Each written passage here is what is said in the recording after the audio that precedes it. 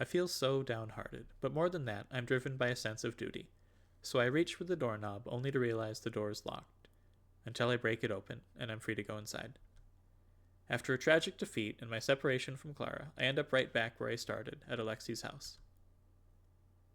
I slip out of the hallway and head into the familiar living room, and enter the lab. Sorry, Anya, I got sniped, so I was thinking of getting a bulletproof vest this time. I feel so miserable, I know there's no way I can speak on the spot here, so I say lines I've thought up of beforehand.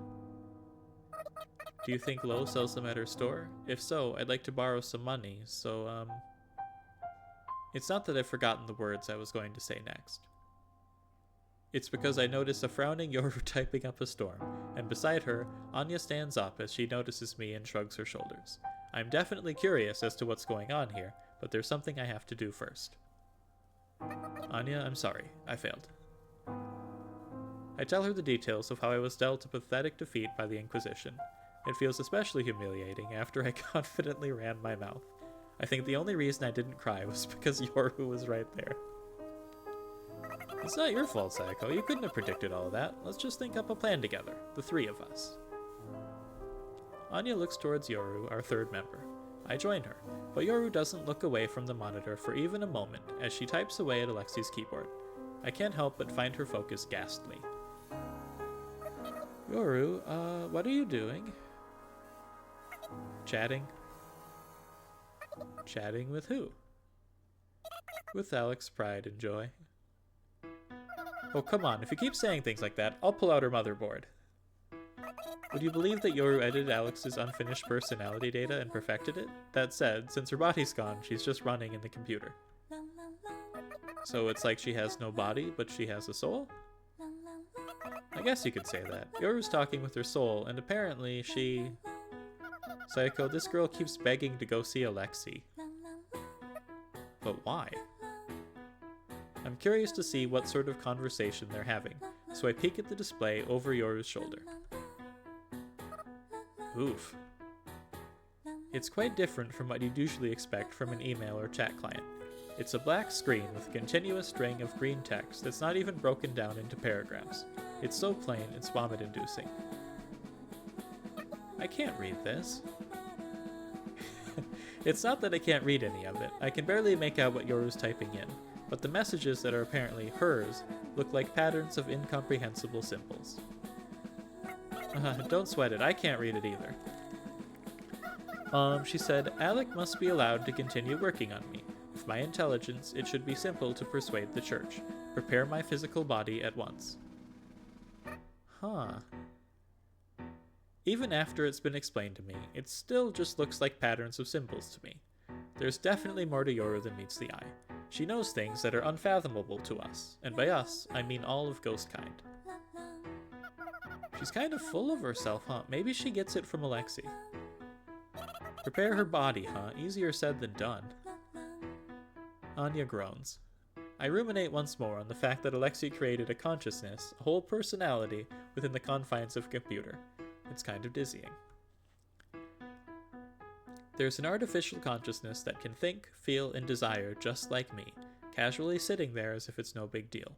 Things have always been like this, almost sinfully revolutionary things just casually existing in our presence. But if I were to simply unplug the computer and destroy it on a whim, her consciousness would surely break too.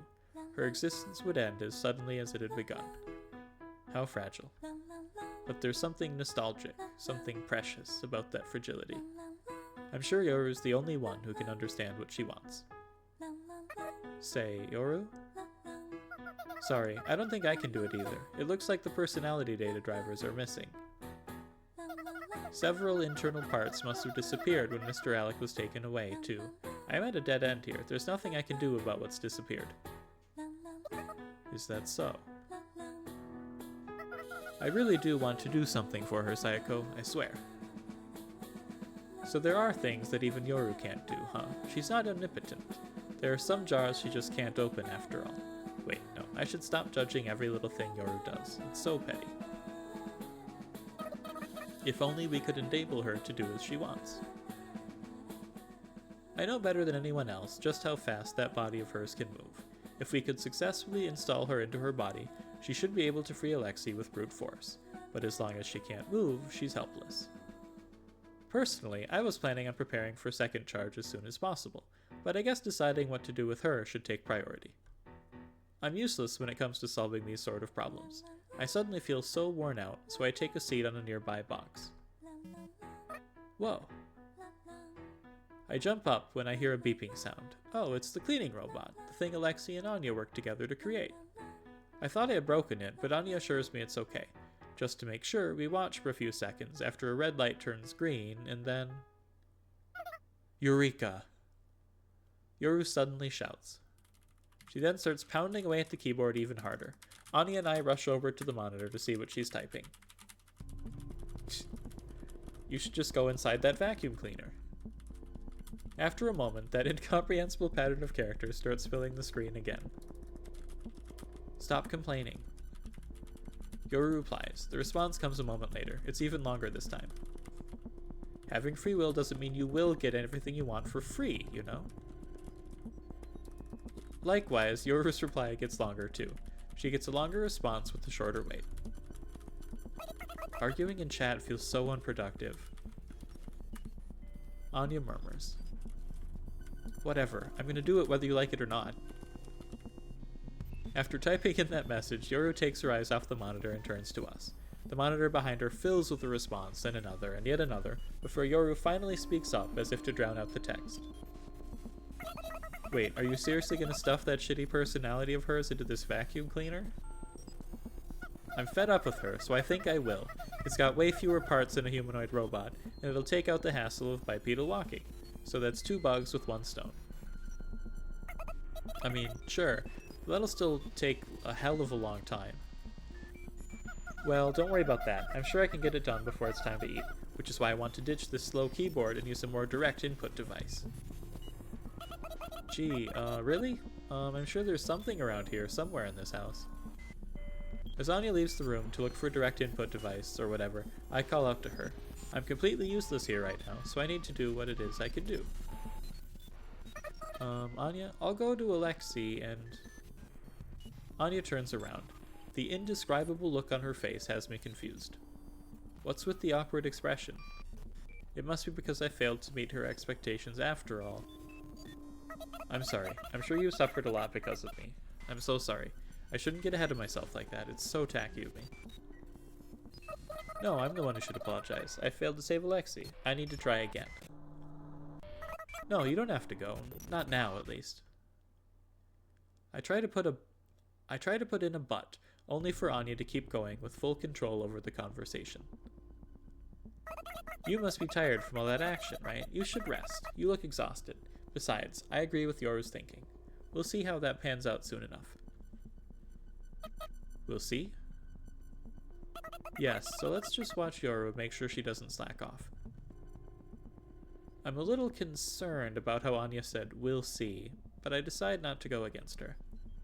I decide to sit down in a nearby chair and blankly watch as Yoru types onto the keyboard. It's a gif right there. I should be feeling tense right now, but for some reason I let out a yawn. There's not really much I can do to help here, is there? I don't think there is, at least. Okay, done.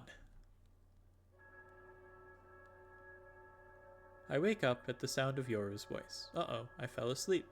My body feels so powerless, as if my batteries had run out. My eyelids are so heavy, I can't even tell if they're open. I try to brace my legs and stand up, but fail. All I end up doing is letting out a groan. It's at that moment I realize just how exhausted I am. Yoru speaks up when she hears the noise. Anya calls out to me and reaches out her hand. Thank you, I'm okay.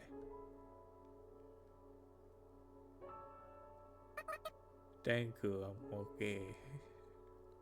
I can't even speak clearly. How embarrassing. I notice someone standing behind Anya, looking down at me. Is that Pacifica? I strain my barely openable eyes. No, it doesn't look like Pacifica. She doesn't have black hair. And this person's an adult. It's someone I know. That person suddenly smiles. I recognize that smile. After all, I've seen it in a movie. It's her. The beloved woman Alexei was trying to create. I gasp. My head slowly starts to wake up, and like magic, my drowsiness disappears. Yes, that's her, but not exactly. To be more specific... The hell? I get up and stare at what lies before my eyes. It's the cleaning robot we were talking about earlier, but what was once a smooth, flat surface is now the uncanny valley of a woman's head. Her eyes are shut like she's sleeping, and of course she's not actually smiling. In any case, it doesn't look like it was glued on there as a joke. The base of the neck is attached to the robot chassis with some sort of adapter. Chassis. The head parts hadn't disappeared, so I figured it'd be a waste not to use them. The neck also has standardized parts, so attaching it was doable, but that doesn't mean it wasn't tough. I was able to manage with Anya's help. We're done. Yoru looks a little tired, all tangled up in some mysterious cable, but her eyes glitter as she lets out a victory roar. I'm so tired, all that's left to do is turn her on. Done? What about debugging? Anya asks with concern in her voice. She sounds a little tired too. Yoru did say that she got Anya's help. Nobody debugs anymore, that's what all the cool developers say. They definitely don't. Looks like a lot has happened while I was asleep. I must have been out for a long time. My stomach starts to gurgle in hunger, as if to prove just how long it's been. I'm sure I can get it done before it's time to eat. Okie dokie, let's start the installation.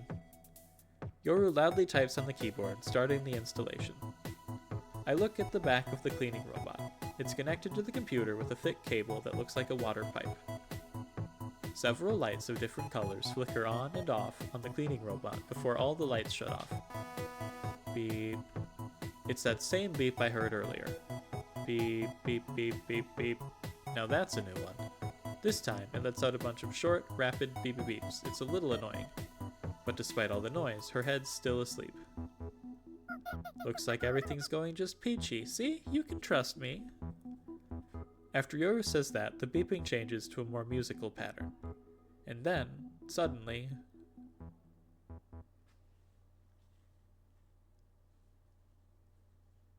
her eyes open.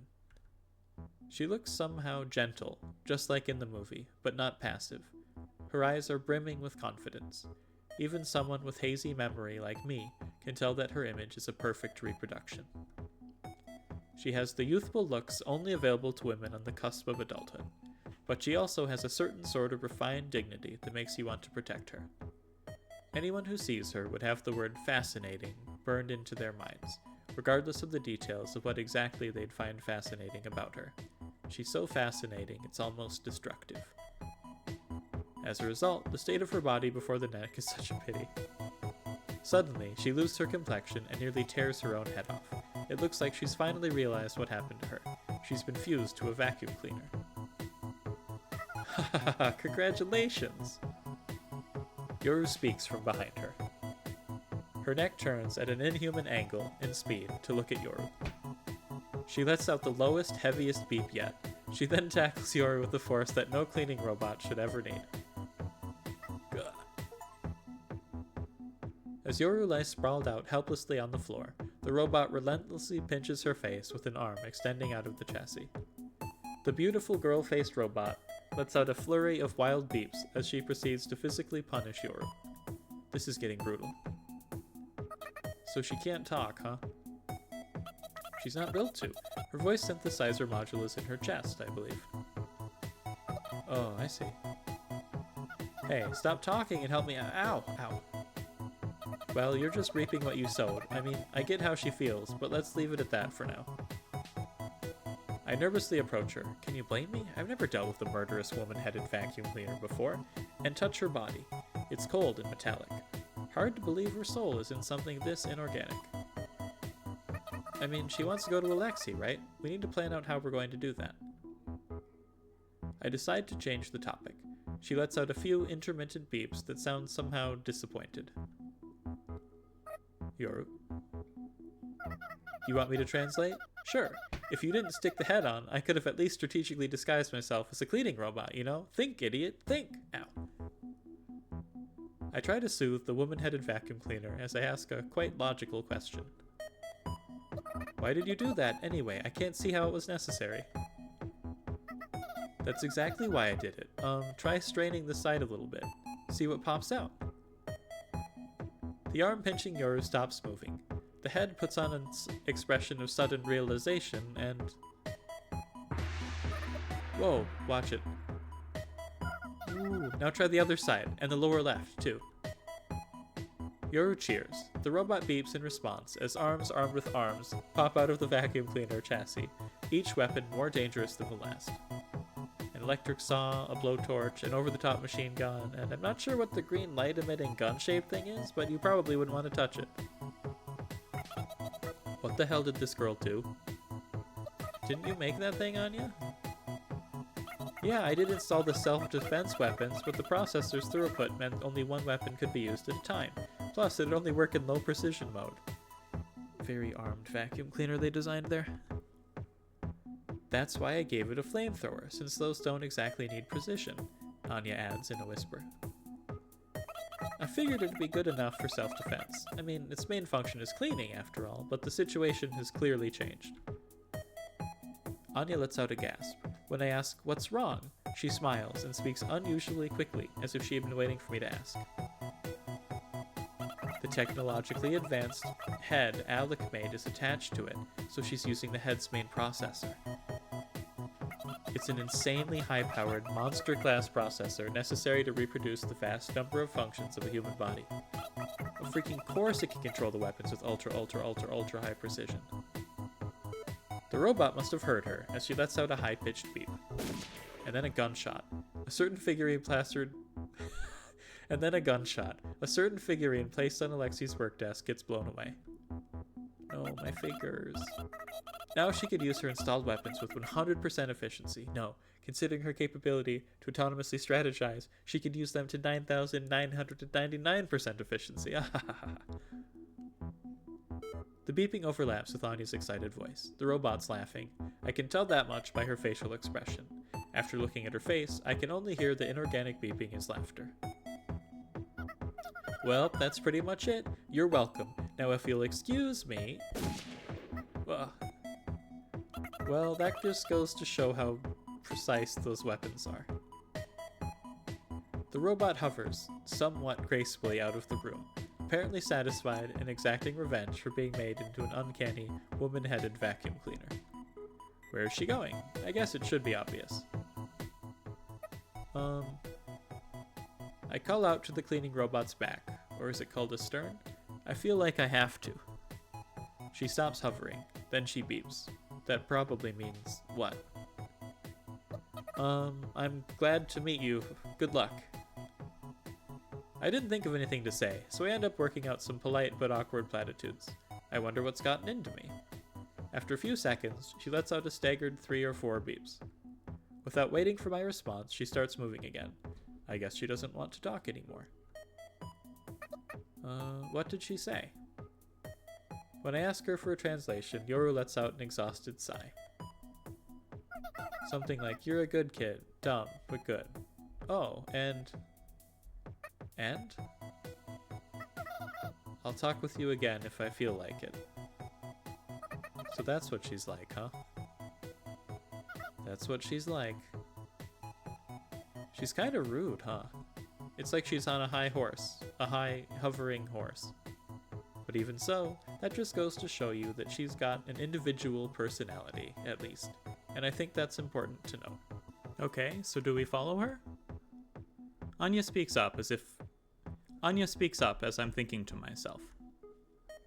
Yeah, that seems like the proper thing to do. Well, after we wake up this girl, that is. Anya says that with a bit of a chuckle. I look at the floor to find Yoru sleeping on the floor that until just recently had a robot to clean up after it. She must be deathly tired. She did look sleepy now that I think about it. Maybe we should wait a bit first. Sorry, but I'm not as gentle with Yoru as you are, Anya. She's just gonna grab her and drag her along? Yes. Anya and I, with Yoru in tow, follow the trail in the snow left by the vacuum cleaner. The excess force of anti-gravity leaves a faint single line in stark contrast to the footsteps left by our bipedal walking. She must be heavy, huh? I think she's a normal weight. It's fine. Yoru was so tired I was unable to wake her up no matter how hard I tried. That's why I'm carrying her as we walk. But if you think about it, this might be for the best. Considering the difference in stamina between me and Anya, it'd probably be too hard for her. Anyway, it really feels like that vacuum cleaner has gotten ahead in life, huh? Ahead in life? I know it's not exactly the right phrase, but that thing was originally going to be scrapped. Huh? But it's so amazing. I may have mentioned this before, but Alec and I made that thing. I think I remember hearing that. You see, a famous rich person came to our workshop and commissioned a one-off vacuum cleaner. The offer was pretty generous, so due to certain circumstances, we ended up outsourcing the software to Alec. Had you met Alexei at all before that point? Nope. I don't have many personal connections, and his personality is like the embodiment of everything wrong with engineers, you know? Yeah. I was a little worried if it'd be okay to work with him, but I figured he does his job properly. Alexei certainly is a serious worker at heart, I think. He did go to work on time while we were at his house, but that might have just been a cover so that the church wouldn't find out. He was so skilled, it came as a shock, even to me. When you're that skilled, I can kind of let a few personality flaws slide, I guess. He eventually opened up to me a bit, so I teased him about how overly serious he was at first. Anya stops walking and looks at me directly. Then he had the gall to say, I realized I could take it easy if I just didn't look at you as a woman. So I hit him with a wrench. Aw. She gestures the motion of hitting something with a blunt object before letting out a cackle. He definitely is that sort of guy, huh? Yeah. So we finished the cleaning robot, but as you'd expect, the customer demanded a retake as soon as they saw it. They wanted more luxurious functionality or a more chic design. A bunch of worthless complaining, basically. But business is business, so we asked if we could fix it with minimal adjustments, but... Anya, realizing that she had stopped walking, starts taking a few steps before continuing to talk, her eyes fixed ahead of her. Alec was there with us, and he suddenly burst into tears, saying, "How cruel can you be?" Oof. Oof indeed. Makes you think he's fragile, right? That's what I thought too, but then he said, "How can you say that in front of her? Don't you care how she feels?" He wasn't crying for himself. It's not like the vacuum cleaner had an AI at that point, did it? Of course not. But he seriously snapped at the lack of consideration for her feelings. That's crazy, right? He was crying too. Is there something wrong with his head? Anya talks the way a boy talks about a comic book hero, that is, without any hint of scorn, just admiration, trust, and praise. Furthermore, he said, getting up from his chair, "This robot is like a child built by me and, this other engineer. Do you insult children in front of their parents? Do you?" He didn't even know her name. It sounds like Alexei was shouting through the tears, indignant that the customer was mad, when he was the one who should be mad instead. Anya continues. "You dress so classy for someone who acts so trashy." The customer got mad enough to just leave without paying. I understand how he felt, but I'm impressed he could say that. Can't say it was effective, though. Honestly, if it were me, I might have thrown hands. Alexei must have worked so hard. He probably devotes his whole body and soul for paid commissions. It's all just my imagination, of course, but based on everything I know about Alexei, I think I've got an idea of how he felt. I guess that must be what Anya likes about it. Several days after that, he said, "I'll take good care of her," and bought it with his own money. We started talking once we'd see each other again for aftermarket service. So he's got some good sides to him after all, huh? He sure does. He's got way more bad sides, though. That said, this isn't really the time to talk about this, huh? Anyway, Please save our child if you can. Of course. Huh? Oh, snap. That girl just used more than 3 weapons at the same time, didn't she? We arrive at the explosion's epicenter to find a small crater. A little bit of the foundation remains of what appears to have been an annex close to the church. I bet a lot of things have happened here, more than I could possibly imagine. Is she not supposed to use more than 3? Well, while the generator might be under control, the limiter becomes ineffective under heavy load. I mean, look, she's using the same energy source as the car we all rode on that one time after all. It's peaky, but powerful, you know? And you don't even need to charge it. So when the car we were riding on exploded, it must have left a crater like this too, huh? Anya gasps. I follow behind her while carrying Yoru, who's still asleep. I follow Anya's gaze and find what caught her attention.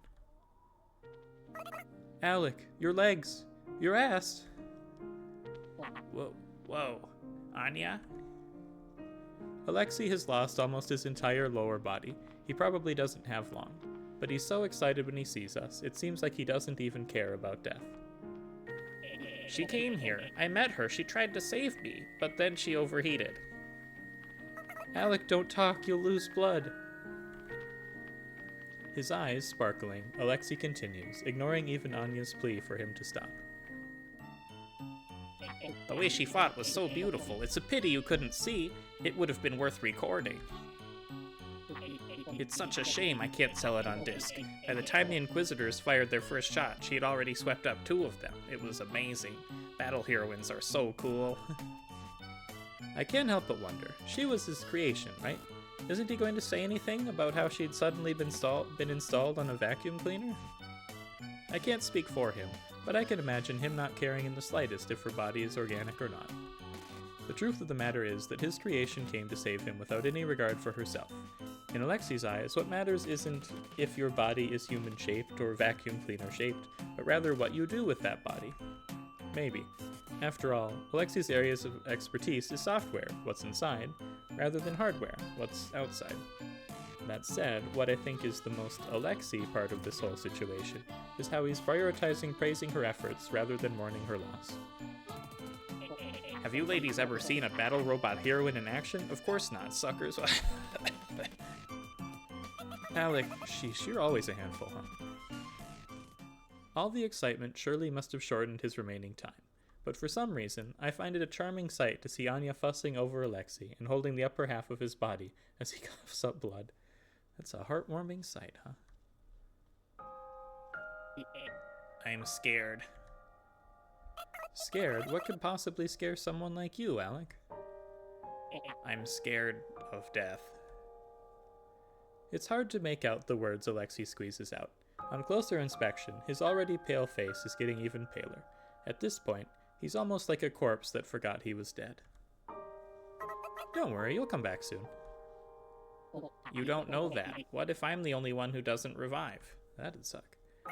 That's so... Look, you'll be fine. I died myself a while back, but I'm back, see? I'm scared. Please give me some comfort. This is getting kind of awkward. I really don't like the way he said that. I'm also starting to get tired of carrying Yoru. We've finished what we came here to do, so I wish Alec would just hurry up and kick the bucket already. Men want women to be a mother figure for them, especially in times of weakness. If Anya acts like a mother now, this could be her big chance. Psychiatrist Yoru waking up at just the right time. Whoa, you're awake? Your back is just so comfortable, Sayako. Yoru clings tightly to my back as she says that. I decide to leave Alexei alone until he dies, so I watch and pray that Anya can be a proper mother figure or whatever. You can't just sit on the sidelines, Sayako. Knowing Anya, she needs your advice. Huh? Oh, Anya, be a good mother. Be open-minded. Huh? Mother? What are you talking about? They say if you act motherly when a man is weak, he'll fall for you. Motherly? I don't know what that means. Pa.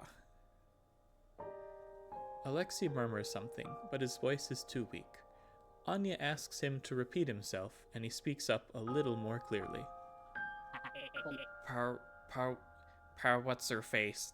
The blonde one? Huh? You mean Pacifica? What about her?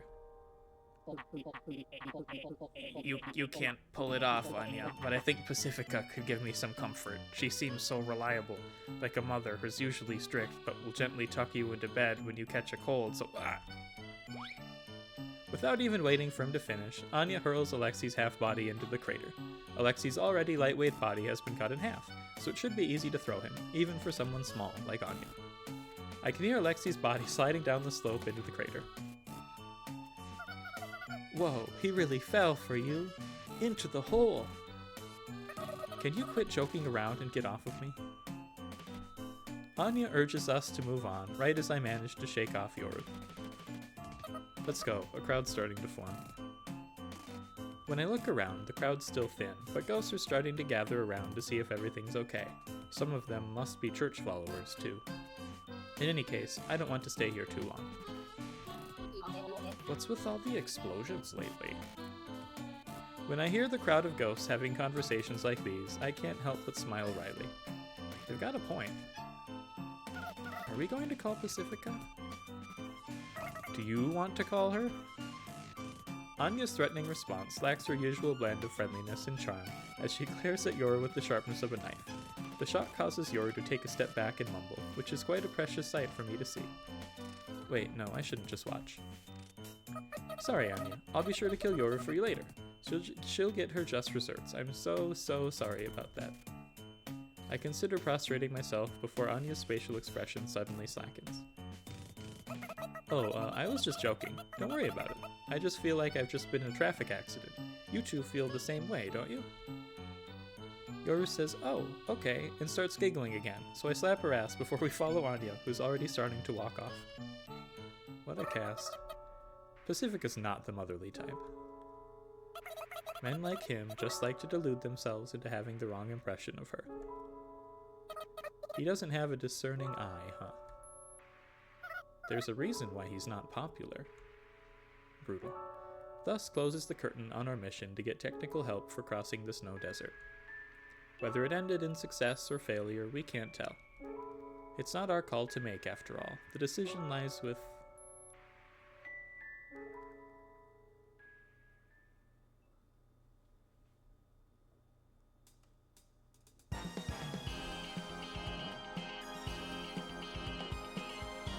I think we're gonna have a post-credit scene again, but that's the end? That was fun. I really like the art style of this is great. It's very stylish. I'm gonna have to look into other things the studio's done. I hadn't heard of them at all until I found this game. And even this game I barely knew anything about before I bought it. But I had a blast. Oh no. I enjoyed it very much.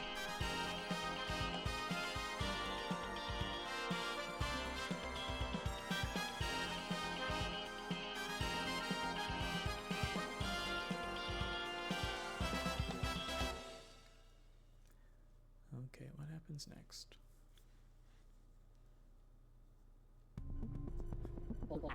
Thank you all for gathering today. Alexei's house looks like a mess, probably because the automatic cleaning robot's gone. The workshop's even more of a mess than that. The workshop's even more of a mess than when we first came here. We sit on random boxes in large cans as we talk with Alexei. We had gathered at Alexei's house a few days after his bisection. I glanced at Pacifica's face. She hadn't had much to do with this whole mission, so... Why didn't you call me? I would have abandoned work in a heartbeat to come help you. She's been this huffing mad ever since we gathered. It's been making me feel a bit uneasy. You ladies helped me. Now it's my turn to help you. Thank you, Alec. Don't mention it. I'm only doing what's expected of me. I steal another glance at Pacifica's face. To be honest, when Anya contacted us, she already told us that Alec was going to help, so this meeting is kind of like watching a movie after hearing spoilers. That's what it feels like anyway. So I'm way more interested in seeing how Pacifica feels. I can't help but wonder what her take on the matter is. So do you have a plan? Let's hear it. As Anya urges Alexei, it makes me feel like she truly is the moderator for this meeting. Despite all of the dumb things that have happened lately, she still does her best to give both us and Alexei proper care and respect. It's touching. Oh, right. I do have a plan. Want to hear it? I want to hear it. Yoru answers loudly. She initially seemed to have her doubts about Alexei, but it doesn't look that way anymore. She looks like the usual, sociable Yoru. I haven't had a complicated conversation with Yoru ever since the night we went out to dispose of Clara's dead body. I wonder if that has anything to do with it.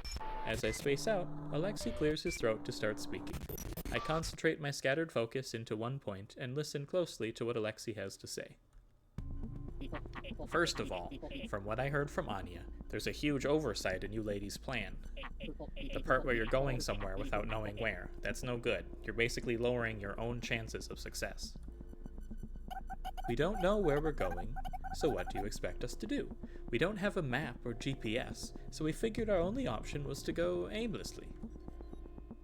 Pacifica answers with the tone of someone asked to add two two-digit numbers. Yes, this is it.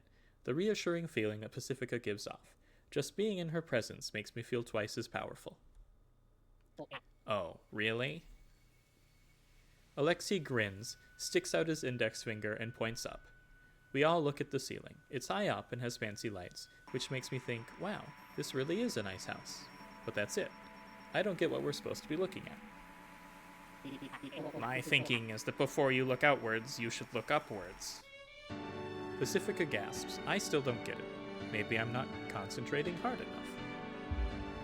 We'll launch a rocket. It's true that we have no maps nor satellites to rely on in this town.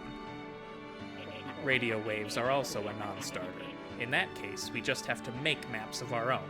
We launch a rocket and get a bird's eye view. Once we know the surrounding terrain and distances, that's when we can finally stand at the starting line. Wow.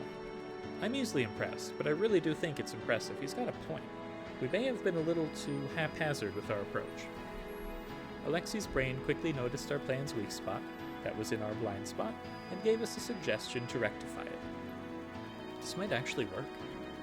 I'm honestly excited. So that's what you were thinking, huh? Pacifica speaks without any change in her tone at all. Alexei must have been expecting some sort of reaction too, as he just mumbles, yeah, in response. Meanwhile, hearing Pacifica's voice sends my inner monologue into overdrive. Building a rocket would be difficult, wouldn't it? But then again, they did manage to build a robot, kinda. It's a good plan, I'd say. The air of tension instantly dissipates, and I realize that I'd forgotten to breathe. Looks like Anya's the same way, as I can see her shoulders move as she takes a deep breath. There's no way a plan can fail if Alexei's thought it up and Pacifica's given her approval. At least that's what I think. I'm sure Anya approves with the plan too. But that just leaves one person. Hey, what's with that look, Sayako? It's a rocket we're talking about. Rockets are cool. They are.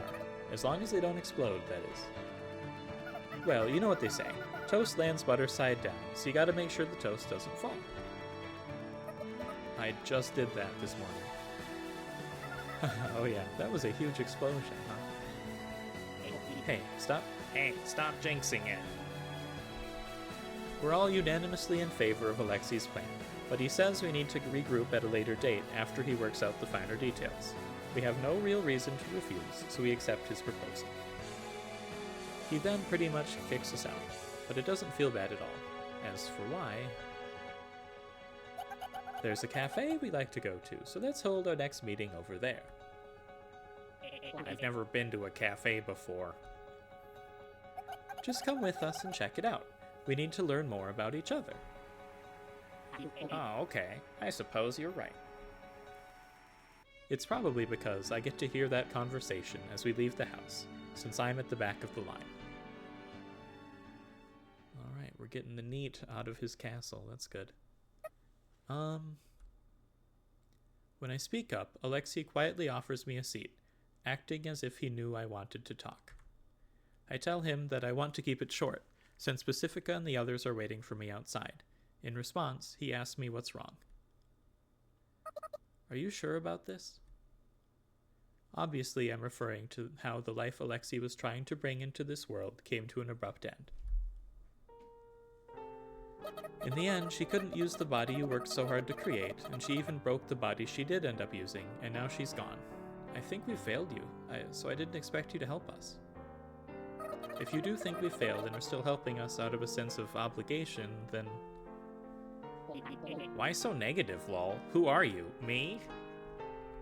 Alright, I kinda like Alexei. Alexei laughs out loud after saying that. I'd rather not listen to his guffawing for another second, so I press him to continue. Please don't mock me, I wanted to be helpful in the end. Well, yeah, I definitely had regrets when I had my lower half blown off. For one, I regretted asking you ladies for help. Do you remember what happened back then? How Anya looked after you? A little bit. You were there too, weren't you? Honestly, my memory's a little hazy. Did I say something strange? No, not really. Please continue. I woke up at the garbage dump and, yeah, death's not actually that big a deal, huh? Easy peasy. Then I went home. There was evidence that someone used my workshop. I knew right away that it was your roommate. Well, yeah. That's when I did a system check and found a letter from her hidden somewhere in the server. That's when I knew the experiment was a success. I don't know if I should ask, but what did the letter say? Alexei says, "Oh, it's nothing, really," before continuing to tell me anyway. She said, "Obviously, don't even think of trying to make another me. That should go without saying." Oh, that's nice. The last thing she told me was that I was dumb, so that sounds like a believable letter. That said, I feel like she's got a surprising amount of love for Alexei. At least that's the impression I got from what little time I spent with her. Nice. Alexei looks at me with his eyes popped wide open. Sorry, As I stumble with my words, his face starts to warp in ecstasy. I want to get out of here. Me too. I guess he really is a dreadful person after all. Moe. Oh my god. Huh? That was incredibly moe, you know. I'm glad you came. That's a word from your home country, right? Alexei. She started with obviously and ended with that should go without saying, really re-emphasizing her point, you know. That's a cliche amongst advanced AI heroines, but what really makes them so classic, you know. You really do need counseling soon. This is what moe means, right? It's got to be. I won. In your face, suckers. Who did you win against exactly? Every otaku who's ever dreamed of romance with artificial intelligence. Congratulations. This is what the world was meant for. Was it really romance, though? Maybe it was just familial love or something. But then again, I can just imagine Yoru saying, what men perceive as romance isn't necessarily romance, while giving me a thumbs up. I see. Makes sense. Are we going to remake her once things have calmed down? What kind of jerk would see something like that and have the gall to think they could make a sequel? I let out a small sigh of relief. Alexei's motivations may be beyond my grasp, but at least he's not completely unreasonable. What I gained and lost here was both life and death. I was able to create both. I may have been excommunicated by the church, but it looks like I've been spared by God. For now. Despite his triumphant words, Alexei's face quickly darkened. I thought he had long since stopped caring about reproducing God's work. To create life is to have ambitions for the future. To create death is to obtain a certain sort of repose. As I created her, I thought that I could help out ghosts in that regard. I was conceited. Yes, he did indeed mention that when he was creating her. But now that I lost her, I realize that death is sad. I can't ever see her again. I can't ever reclaim her. I can't even thank her for all she's done. It makes me want to an hero. But I'm not in enough pain to actually die. We're not designed poorly enough that we die just because of that, lol. But then again, we don't die for any reason, tbh. I think about her before I sleep, even though I know I can't sleep when I think about her. When I finally do go to sleep, I dream of her, and each time I wake up I feel despair. Somehow, I just know that this will continue forever.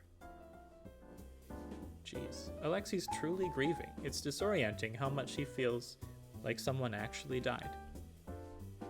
I feel like I've lost someone close to me once in that far distant past too. No idea who or even when that was. But I just get the feeling. I can't figure it out. But Alexi turns around and sits at his desk, but he doesn't touch his keyboard or mouse. His chair creaks, and then he cries. Despite getting beaten to death, literally and emotionally, I'm glad I got to meet her. I feel that something like this has happened before.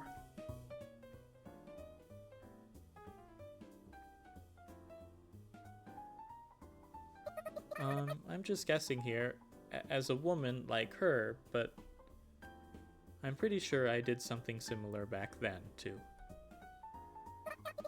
Just as she was special to you, I feel like you were special to her. I'm sure she was glad she got to meet you. Or maybe I wanted to, but couldn't. Honestly, I wanted to talk with her again, too. When she felt like it, that is.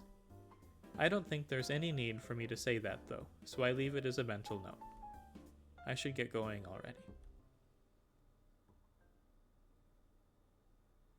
I head back to my friends with the sound of Alexi's sobs at my back. Once I get to the entrance... Sayako, you really are such a good girl. Huh? Pacifica embraces me with tears welling in her eyes. What you said was so touching, Sayako, so tear-jerking. What's your secret to delivering such iconic lines? Do you take notes or something? Anya gives me a round of applause. Alex said it was romance, but what men perceive as romance is... Alex said it was romance, but what men perceive as romance isn't necessarily romance, you know. You already said that. Huh? The conversation's getting out of hand, so I slip out of Pacifica's arms, kick open the front door, and rush outside. Okay, let's go home already. Everyone turns around and starts running their mouths as they run after me. I'm not comfortable leading the group, so I let Pacifica take the lead. I stop in my tracks, close my eyes, and take a deep breath. The pitch-black world spreading out behind my eyelids reminds me of the specter of death looming around Alexi's house. I feel that what Alexi experienced was only one side of death. In death, there's those who are the dearly departed, and those the departed hold dear. Alexi is the latter. In fact, as long as he is a ghost, he can never truly become the former. The same goes for me. I think about the other side of death, the side I can never reach. But what if I could? I could have been shot to death when I went to go save Yoru, blown to bits in the car explosion when we tried to leave town, or impaled through the head by Renja's spider. Any one of those things would have been the end for me. I wouldn't have been able to save anyone, but I wouldn't have to suffer anymore. Nothing could threaten me anymore. I can feel the darkness behind my eyelids sink into my heart. I've been caught in the allure of death and cannot escape its grasp. Death is all too peaceful. As someone who cannot die, the allure of death is spine-chilling. Could it be that I want... Sayako. A bundle of warmth slams into me, almost causing me to tumble over. What? I stumble back a few steps. I open my eyes to find Yori. What's wrong, Sayako? Let's go home. Saying that, she holds my hand. It's not warm at all. Her hand is as cold as mine. It's cold outside, after all. A few meters behind Yoru stand Pacifica and Anya, my precious, precious friends, smiling at me. I smile back. I'm a little sleepy and hungry. We laugh. Yoru pulls me by the hand as we leap into the laughter. Death is an attractive concept to me. The peacefulness of death grabs my attention and won't let go. But I don't think I'm in any rush to die. I mean, just look at everything I have to cherish. That's just naturally how I feel. That's how I feel despite everything that I am. I really do feel that way. I'm happy that I can feel that way. I wish that I could feel this way forever. I wish. That's now my dream. In my dreams, I can get out. In my dreams, I can fit in. Wow. It's like poetry, it rhymes.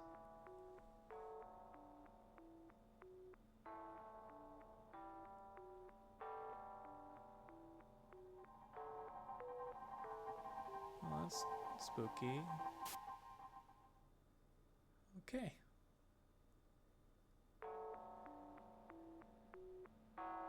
There's a double credits. That was great. I can't wait for season 2. I have no idea when it's coming. We have no word on it. They were just at Comic-Con, or they're going to Comic-Con. The Comic-Con hasn't happened yet. They are selling stuff at Comic Market. So if any of you are actually in Japan, go check it out. It looks really awesome. Yeah, I did a little research. This studio apparently made free games in the past. Ghostpia was initially going to be a freeware, but they ran into cost issues, so they kickstarted it. If there's a Kickstarter up for season 2, I will probably put money into it, because I pay for this again. They use the money well. Yeah, great. I'm wondering if we're gonna get a second post-credit scenes after the second credits, but we'll see. I will say the localization team did a good job too, like especially with Alexi. A lot of that, it's intentionally kind of cringe, obviously, but a lot of that dialogue would just be terrible if, you know, it walks a very fine line.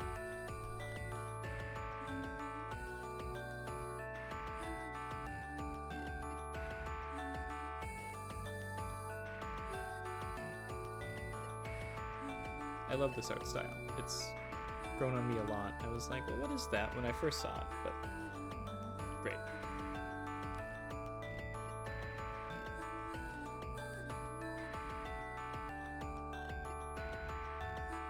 I wonder what engine they made this in.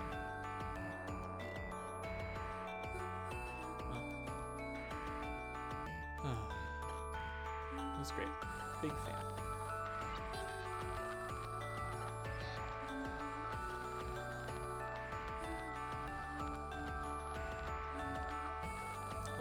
H. Anthony Israel and Marco Godano, excellent job. I spotted a few typos, mostly in episodes 4 and 5, but overall, great. Tone was good. Everything made sense. There wasn't anything like any weird, unreadable sentences. Awesome.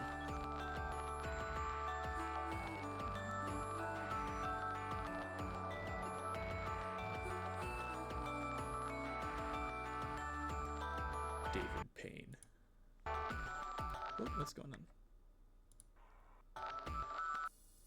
Ah, stop. Okay, there we go. Dave Payne, CEO of P-Cube. Wow.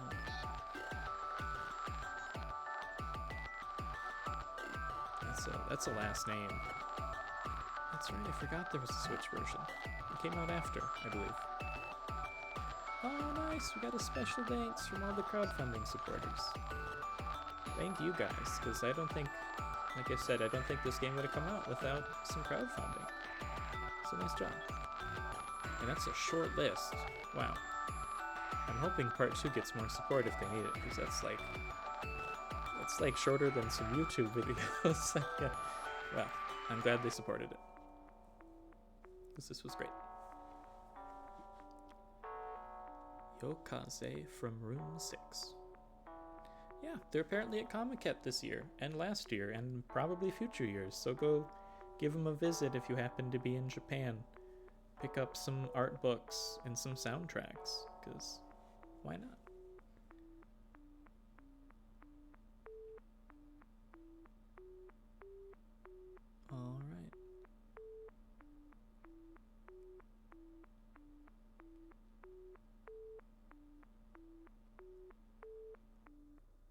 was Ghostpia. Unless there's another credit. It's been a long journey. But who would have thought I'd get this far? The train started in a land far, far away, heading even further, but all journeys must come to an end. I sit by myself in a small seat and clench my fist. I'll see you soon. Inside the train, the clattering of the railroad ties gets suddenly drowned out by an announcement. The announcement: the train will soon arrive at the next station, the terminal. I make sure I've got my single travel bag as I look out the window. The setting sun seems to weigh down the horizon as I spot a long, sprawling fence that almost looks like a solid wall. I've heard many times before that this town was surrounded by a fence, so I already knew about it. She's on the other side of that fence. Just thinking about it makes my heart feel like it's on fire. I've had to sacrifice so many things in order to come here, but that just makes the journey all the more valuable. It feels like the whole world has existed solely to lead up to this day. I think those thoughts as I watch the town's perimeter fence slowly approach. It's dark by the time I get out of the station. A cold breeze blows, and I suddenly want to go home. This is a ghost town. It's certainly lonely enough to have earned that name. Despite my reluctance, I quickly remember why I came here. To fulfill her wish. It's a promise I have to keep. I whisper to myself, I've come to see you.